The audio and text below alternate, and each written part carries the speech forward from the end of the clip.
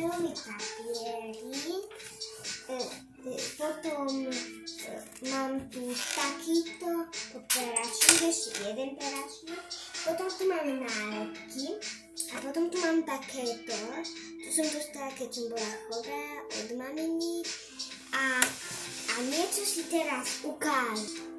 Ja dostanem origami, ale toto je taká kocka, že to sa dá robiť aj ako origami. Napríklad ja som urobila takúto žábku a ešte som urobila, potom takéhoto psíka som urobila, potom takúto mačičku som urobila, potom vtáčika som urobila. Potom takéto nebo peklo som urobila.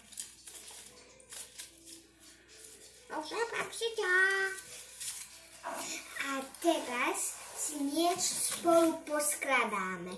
Čo by ste chceli? Nebo peklo alebo nejakého vtáčika? Vtáčika inokedy v druhej sérii, ale v prvej sérii si urobíme nebo peklo. Dobre? Najprv si zoberte takýto papier, to je jedno aký, ale ak není v takomto štvorčeku, tak si zoberte aj nožničky. A ak nie, tak iba takto. Potom urobíte to takto, hneď vám to ukážem, počkajte chvíľu. Takže urobte to takto, prosím, dobre? Ak chcete robiť nebo peklo teda, tak urobte to takto.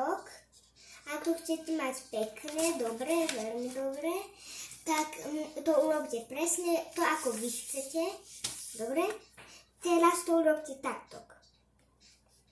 Potom, keď ste to urobili predtým takto, tak urobte to takisto len na druhú stranu, že takto bude prichádzať tá čiara cez to.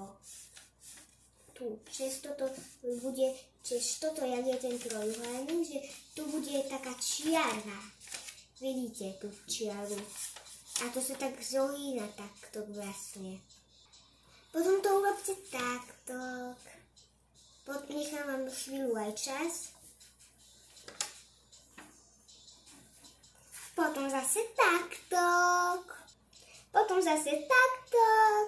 Potom zase takto a máte taký štvorček, potom si tu dáte takto. A tu sú štvorčeky, ako keby také malé. Dáte si to tak, že vidíte tie štvorčeky a to isté je od začiatku. No nie je úplne to isté, ale že to, čo sme robili predtým, teraz, čo sme dokončili, tak to ide na druhú stranu, tak to myslím.